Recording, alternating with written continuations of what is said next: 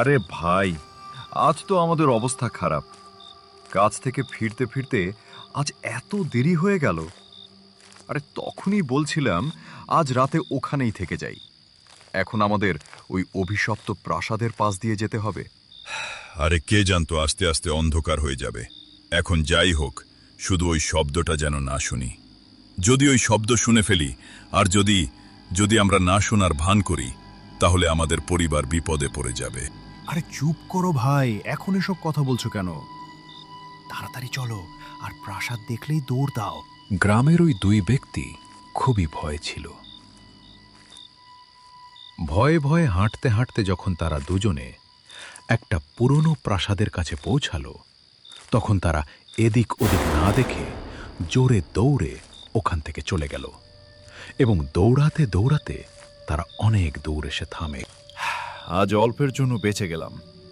ভগবানের অশেষ কৃপা, যে প্রাসাদ থেকে কোনো শব্দ শোনা যায়নি। হ্যাঁ ভাই, আজ অল্পের জন্য বেঁচে গেছি।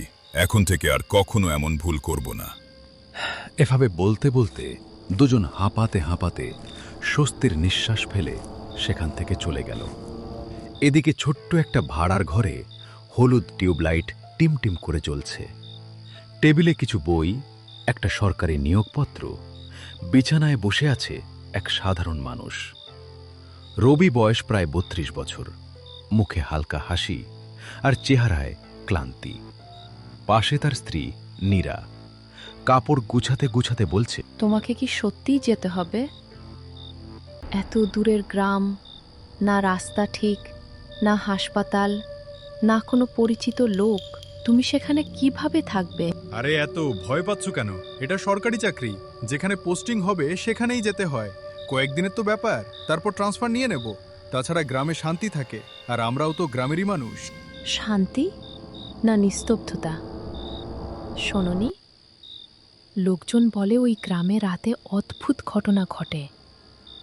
কেউ কেউ বলছিল সোনারপুরের কাছে একটা পুরনো প্রাসাদ আছে, সেখানে নাকি ভয়ঙ্কর কিছু ঘটেছিল। আর তোমার পোস্টিংও কি সেখানেই হয়েছে? আরে নীরা, তুমিও না যে কারোর কথায় বিশ্বাস করে ফেলো। এসব পুরনো দিনের গল্প, ভূত প্রেত বলে কিছু বাস্তবে হয় না। আর তুমি খামোকা চিন্তা করো না। ঠিক আছে, এখন আর আমরা কি বা করতে পারি? তুমি শুধু নিজের খেয়াল রেখো, আর দিনের মধ্যেই একটা ভাড়ার ঘর খুঁজে নিও। সকালের আবহাওয়া ছিল মনোরম।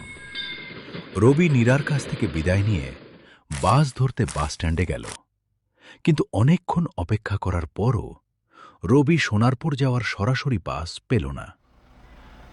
অনেকক্ষণ পরে অবশেষে একটা বাস পেল, যা তাকে সোজা সোনারপুর পৌঁছে দেবে। কিছুক্ষণ পর সে সোনারপুর পৌঁছালে, কিন্তু পৌঁছাতে পৌঁছাতে দেরি হয়ে গেল আর সন্ধ্যা নেমে এলো। এখন তাকে নিজের জন্য একটা ভাড়ার ঘরও খুঁজতে হবে। তাই সে দ্রুত গ্রামের ভেতরের দিকে হাঁটতে লাগল। গ্রামের রাস্তায় চারপাশে গভীর নীরবতা। হাঁটতে হাঁটতে হঠাৎ আবহাওয়া খারাপ হয়ে গেল আর শুরু হলো প্রবল বৃষ্টি। আরে এই বৃষ্টিটা কি এখনই আসতে হলো? এবার তো পুরো ভিজে যাব আমি। তাড়াতাড়ি একটা আশ্রয় নিতে হবে। রবি বৃষ্টি থেকে বাঁচতে দৌড়াতে লাগল, আর তখনই একটু সামনে সে একটা পুরনো প্রাসাদ দেখতে পেল। কোনো কিছু না ভেবেই সে দৌড়ে সেই প্রাসাদের ভেতরে ঢুকে পড়ল। ভেতরে ঢুকেই তার অদ্ভুত লাগতে শুরু করল। চারপাশের হাওয়ায় যেন একটা দমবন্ধ করা অনুভূতি। এ কেমন জায়গা? বাতাসে এত ঘুটঘুটে ভাব কেন? মনে হয় এটা পুরনো প্রাসাদ, থাকার জন্য নয়। তবে আপাতত ছাদের নিচে থাকা যাবে। সে দেখল প্রধান দরজাটা খোলা, তাই সে ভেতরে ঢুকে পড়ল। ভেতরে ঘুটঘুটে অন্ধকার আর স্যাঁতস্যাঁতে পরিবেশ। সে এক কোণে ব্যাগ রেখে ভাবল, একটু পর বৃষ্টি থামলেই বেরিয়ে যাব, গ্রাম আর বেশি দূরে নয়। হঠাৎ ওপর থেকে কিছু একটা পড়ে গেল, ঠাস। রবি মাথা তুলে দেখল হয়তো কোনো কাঠ পড়েছে। পুরনো বাড়ি তো। সে আবার নিচে তাকালো। অন্ধকারে ঠিকমতো কিছুই দেখা যাচ্ছিল না। কষ্ট করে দেখল দেয়ালে ছোট্ট বাচ্চার আঙুলের মতো দাগ মাটির মধ্যে ঢুকে আছে, যেন কেউ ভেতর থেকে বেরিয়ে আসার চেষ্টা করেছিল। এটা দেখে রবি একটু ভয় পেয়ে পিছিয়ে গেল। ঠিক তখনই উপর থেকে হালকা কান্নার শব্দ ভেসে এলো। রবির হৃদয় যেন থেমে গেল। সে কাঁপতে কাঁপতে অন্ধকারের দিকে তাকিয়ে দেখল সিঁড়ির ওপর একটা ছোট ছেলে দাঁড়িয়ে আছে। সাধারণ পোশাক, খালি পা, চোখে লাল আভা আর মুখে অদ্ভুত বিষণ্ণতা। তুমি তুমি কে বাচ্চা? এখানে কি করছো? এটা তো খুব পুরনো একটা প্রাসাদ। আর তোমার বাড়ি কোথায়? ছেলেটা ধীরে ধীরে নিচে নামতে লাগলো। তার পায়ের নিচ থেকে যেন ধুলো উড়ছিল। আমি অনেক বছর ধরে এখানে আছি, আমাকে এখান থেকে মুক্ত করে দাও। এ কি বলছো? বাইরে বৃষ্টি হচ্ছে, আমি শুধু কিছুক্ষণের জন্য এখানে আশ্রয় নিয়েছি। তুমি এত অদ্ভুত আচরণ করছো কেন? ছেলেটা শান্ত চোখে তাকিয়ে বলল, তুমিও কি আমাকে একা রেখে চলে যাবে? রবি গভীর শ্বাস নিয়ে তার মুখটা ভালো করে দেখার চেষ্টা করল, কিন্তু অন্ধকারে মনে হল মুখটা মানুষের চেয়ে ছায়ার মতো বেশি। দেখতে লাগছিল রবি ভয়ে কেঁপে উঠল। তুমি কে? তুমি তো মানুষ মনে হচ্ছে না। আমাকে যেতে দাও। তুমি কি চাও? কিছুক্ষণ কোনো উত্তর নেই। তারপর হঠাৎ ছেলেটা বলল, আমাকে ওরা মেরে এখানে পুঁতে দিয়েছিল, এখন কেউ আমার কথা শোনে না, আমাকে মুক্তি দাও। এ কথা শুনে রবি ভয়ে পিছিয়ে যেতে লাগল। তার নিঃশ্বাস দ্রুত হয়ে উঠল। বাইরে বৃষ্টির শব্দের মধ্যে শুধু ছেলেটার ফিসফিসানি ভেসে আসছিল। হঠাৎ করেই ছেলেটা উধাও হয়ে গেল। শুধু বাতাসে ভেসে রইল তার করুণ কণ্ঠ। রবির হৃৎস্পন্দন দ্রুত হয়ে উঠল। সে দেয়ালের পাশে বসে পড়ল, হাতে ব্যাগ। কিছুই বুঝতে পারছিল না, ওটা কি সত্যিই একটা ছেলে ছিল না অন্য কিছু। বাইরে তখনও বৃষ্টি পড়ছে, আর হাভেলির ভেতরে গভীর নীরবতার মাঝে অদৃশ্য কোনো শক্তির উপস্থিতি অনুভব হচ্ছিল। কিছুক্ষণ এভাবেই ভয়ে কাঁপতে কাঁপতে বসে থাকার পর হঠাৎ বৃষ্টি থেমে গেল, যেন ইচ্ছে করেই থেমেছে, যাতে রবি সেখান থেকে বেরিয়ে যেতে পারে। রবি ব্যাপারটা অদ্ভুত মনে করলেও সুযোগ বুঝে দ্রুত সেখান থেকে বেরিয়ে গেল। রবি যেতে যেতে একবার পিছনে ফিরে তাকালো, আর দেখল সেই ছেলেটা হাভেলির ছাদে দাঁড়িয়ে আছে। তাকে দেখা মাত্রই রবি সামনে তাকিয়ে দৌড়াতে শুরু করল। কিছুক্ষণ পরে কোনোভাবে লোকজনের কাছ থেকে পথ চিনে সে গ্রামের স্কুলের প্রধান শিক্ষকের বাড়িতে পৌঁছালো। আপনি কে? এত রাতে কি দরকার? আমি রবি, আপনার স্কুলের নতুন বিজ্ঞান শিক্ষক। ও আচ্ছা আচ্ছা, আসুন আসুন। আমাকে বলা হয়েছিল আপনি দিনে আসবেন। আমি আপনার জন্য অপেক্ষা করছিলাম, কিন্তু আপনি এলেন না। তাই ভেবেছিলাম হয়তো কাল আসবেন, কিন্তু এত রাতে আসার কি দরকার ছিল? আর আপনাকে তো দেখে মনে হচ্ছে খুব ভয় পেয়ে আছেন। আমি যা ভাবছি নিশ্চয়ই সেটাই হয়েছে। আমি তো দিনে আসতে চেয়েছিলাম, কিন্তু বাস পাচ্ছিলাম না। আর যখন পেলাম তখন আস্তে আস্তে সন্ধ্যা হয়ে গেল। আর পথে আমার সাথে যা হয়েছে সেটা দেখে তো আমার আত্মা কেঁপে উঠেছে। তার উপর সেই অদ্ভুত বৃষ্টি। আমি সব বুঝে গেছি আপনার সাথে কি হয়েছে। আপনি অনেক ভাগ্যবান যে সেখান থেকে বেঁচে বেরিয়ে এসেছেন। গ্রামের একটা খুব পুরনো গুজব আছে। গুজব? কেমন গুজব? আপনি নিশ্চয়ই ওই পুরনো প্রাসাদের কাছে গিয়েছিলেন, আর ওই প্রাসাদটাই আপনাকে নিজের দিকে টেনে নিয়েছিল। কারণ এখানে তো কোনো বৃষ্টি হয়নি, আর আপনি যখন হাভেলির কাছে পৌঁছেছিলেন তখনই নিশ্চয়ই বৃষ্টি শুরু হয়েছিল। হ্যাঁ, ঠিক তাই হয়েছিল। কিন্তু এই গুজবটা কি? গুজব নয়, একে অভিশাপ বলুন। গ্রামের লোকজন আর আমরাও বিশ্বাস করি যে কেউ যদি রাতে ওই হাভেলির কাছে যায় তাহলে সে কিছু অদ্ভুত শব্দ শুনতে পায় বা কোনো ছায়া দেখতে পায়। আর যদি কেউ সেই শব্দকে উপেক্ষা করে ফিরে আসে তাহলে সে আর তার পরিবারকে ঘুমের মধ্যেই মৃত অবস্থায় পাওয়া যায়। কিন্তু আমি তো প্রাসাদের ভেতরেই ছিলাম। আর শুধু শব্দই নয়, আমি তো সেখানে একটা বাচ্চাকেও দেখেছি যে একেবারে ছায়ার মতো লাগছিল। সে মোটেও কোনো মানুষের বাচ্চা মনে হচ্ছিল না। রবি, তুমি এটা কি করলে? যাই হোক না কেন, তোমার ওই প্রাসাদে যাওয়া উচিত হয়নি। এখন তোমার সাথে কি হবে সেটা ভেবেই ভয় লাগছে। এমন ঘটনা আগে কখনো কারো সঙ্গে ঘটেনি। গ্রামের লোকেরা যদি এটা জানতে পারে তাহলে তারা তোমাকে গ্রামে থাকতে দেবে না। প্রধান শিক্ষকের মুখে এসব কথা শুনে রবি খুব ভয় পেয়ে গেল। সেই রাতটা রবি প্রধান শিক্ষকের বাড়িতেই কাটালো। কিন্তু সেই ঘটনার কথা বারবার ভাবতে ভাবতে তার একটুও ঘুম এলো না। পরের দিন রবিবার ছিল। রবি ভয়ে ভয়ে প্রধান শিক্ষকের সঙ্গে কথা বলতে লাগলো। স্যার, আমার সারা রাত ঘুম হয়নি, আর ভাবছিলাম যদি ওই প্রাসাদের অভিশাপের কারণে কারো পরিবারের ক্ষতি হয় তাহলে আমি আমার বাড়িতেই যাব না। যা কিছু হবে আমার সাথেই হোক। আমার ভুলের জন্য আমার স্ত্রীর কিছু হওয়া উচিত নয়। আমি আজই ওই প্রাসাদে আবার যাব, আর যা হওয়ার সেটা আমার সাথেই হোক। শুধু আমার স্ত্রীর যেন কিছু না হয়। আমারও ঘুম হয়নি। গ্রামের যে গুজব ছড়িয়েছে তাতে যেমন বিশ্বাস আছে, তেমনি কোথাও একটা সন্দেহও আছে। মনে হচ্ছে সেখানে কোনো রহস্য লুকিয়ে আছে। আর তুমি বললে যে তুমি একটা বাচ্চার ছায়া দেখেছে, এটা আমাকে খুব অবাক করছে। কিসের অবাক স্যার?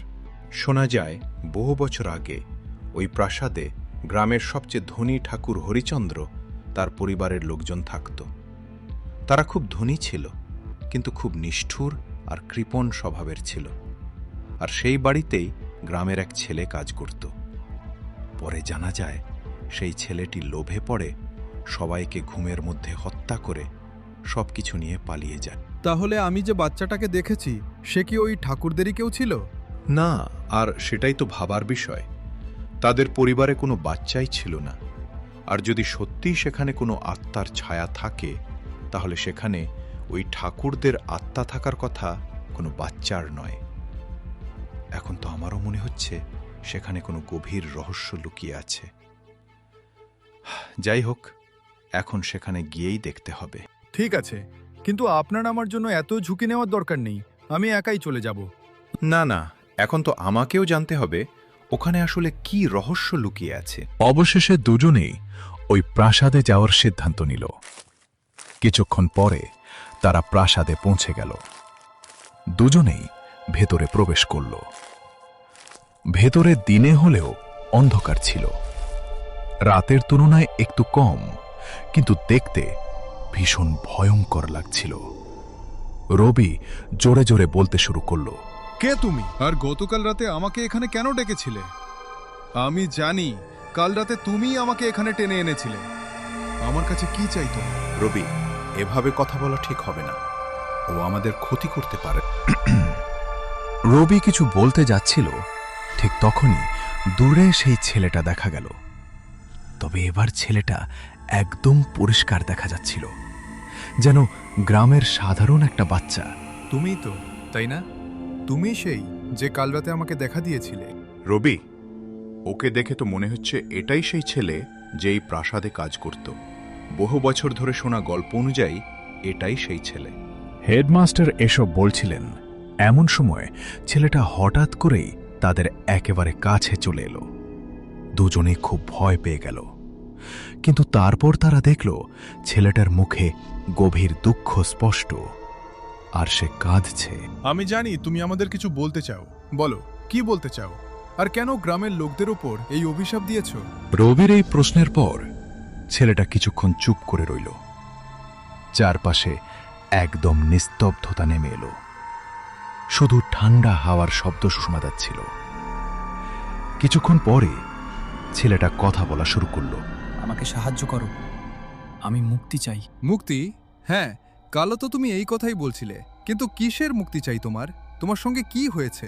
সব বলবো, শুধু পালিয়ে যেও না। কেউ আমার কথা শোনে না, সবাই ভয় পেয়ে পালিয়ে যায়। তোমরা দুজনই প্রথম যারা এখানে এসেও থাকছো। আমরা পালাবো না, তুমি সব বলো। অনেক বছর আগের কথা। আমি আমার মা বাবার সঙ্গে এই গ্রামেই থাকতাম। বাবা অসুস্থ থাকার কারণে ঠিকমতো কাজ করতে পারতেন না, তাই সংসার চালানোর জন্য আমি এই হাভেলির ঠাকুর হরিচন্দ্রের বাড়িতে কাজ করতে আসি। ওরা আমাকে প্রতিদিন সব কাজ করাতো, আর যদি আমার কোনো ভুল হতো তাহলে আমাকে খুব মারধর করত। একদিন আমি পরিষ্কার পরিচ্ছন্নতার কাজ করছিলাম। হঠাৎ করে ভুলবশত তাদের একটা পুরনো পাত্র ভেঙে ফেলি। এটা দেখে ঠাকুরের ছেলে রেগে গিয়ে লাঠি দিয়ে আমার মাথায় আঘাত করে। আমি সেখানেই ছটফটট করতে লাগলাম। আমি অনুভব করছিলাম আমি ধীরে ধীরে মারা যাচ্ছি, কিন্তু কিছুই করতে পারছিলাম না। তাই মরার সময় আমি তাদের অভিশাপ দিয়ে যাই, তোমরা যেমন একটা ছোট ভুলের জন্য আমাকে এত বড় শাস্তি দিলে, তেমনি তোমরাও এই পাপের শাস্তি পেয়ে মরবে। ছেলেটার মৃত্যুর পর তারা তার মৃতদেহ হাভেলির গুপ্ত ঘরে লুকিয়ে রাখে, কিন্তু কয়েকদিন পর ঠিক তাই হল যা সে বলেছিল। তাদের কুয়োর মধ্যে একটা বিষাক্ত সাপ মারা যায়, আর যখন সবাই সেই জল পান করে তখন সবাই রাতের বেলায় নিজের নিজের বিছানায় মৃত অবস্থায় পাওয়া যায়। গ্রামের লোকেরা যখন দেখল সবাই রহস্যজনকভাবে মারা গেছে, তখন তারা ভাবল আমি সবাইকে হত্যা করে তাদের সম্পদ নিয়ে পালিয়ে গেছি। এরপর গ্রামের লোকেরা ঠাকুরদের পরিবারের শেষকৃত্য করে এবং আমার মা বাবাকে গ্রাম থেকে তাড়িয়ে দেয়, জঙ্গলে ঘুরে বেড়ানোর জন্য ছেড়ে দেয়। আমি তো জানতেই পারলাম না আমার মা বাবা শেষ সময়ে কি বলেছিলেন বা কিভাবে তাদের দিন কেটেছিল। আমি ভেবেছিলাম তাদের ভালো জীবন দেব, কিন্তু আমার জন্যই তারা খুনির মা বাবা নামে পরিচিত হল, আর আমি অসহায়ভাবে এই প্রাসাদ বন্দী হয়ে পড়ে আছি। ছেলেটার মুখ থেকে এসব কথা শুনে রবি আর হেডমাস্টার খুবই দুঃখ পেল। তার কষ্টের গল্প শুনে তাদের চোখে জল এসে গেল। তোমার সঙ্গে খুব খারাপ হয়েছে। কারো সঙ্গে এমন হলে তার কেমন লাগে আমি বুঝতে পারি, কিন্তু দয়া করে গ্রামের লোকদের ক্ষতি করো না। আমরা তোমায় সাহায্য করব, আমরা তোমার শেষকৃত্য করব, আর গ্রামের সবার সামনে এই সত্যিটা তুলে ধরব। এখন আর সত্যিটা কারো সামনে আনার কোনো লাভ নেই, কিন্তু তোমরা আমার শেষকৃত্য করে দাও। অন্তত মৃত্যুর পরে আমি আমার মা বাবার কাছে গিয়ে আমার দায়িত্ব পালন করতে না পারার জন্য ক্ষমা চাইতে পারব। ঠিক আছে, আমরা করব, কিন্তু আমাদের কি করতে হবে সেটা বলো। তলঘরে আমার দেহ লুকিয়ে রাখা হয়েছিল। আমার শরীরের যে অংশগুলো এখনো আছে সেগুলো নিয়ে গিয়ে আমার শেষকৃত্য করে চিতায় আগুন দাও, তাতে আমি মুক্তি পাব। কিছুক্ষণ পরে তারা তলঘর থেকে ছেলেটার দেহের অবশিষ্ট অংশ নিয়ে গিয়ে পুরোহিত দিয়ে চিতায় দাহ করে। এরপর গ্রামের লোকদের সব সত্যি জানিয়ে দেয়।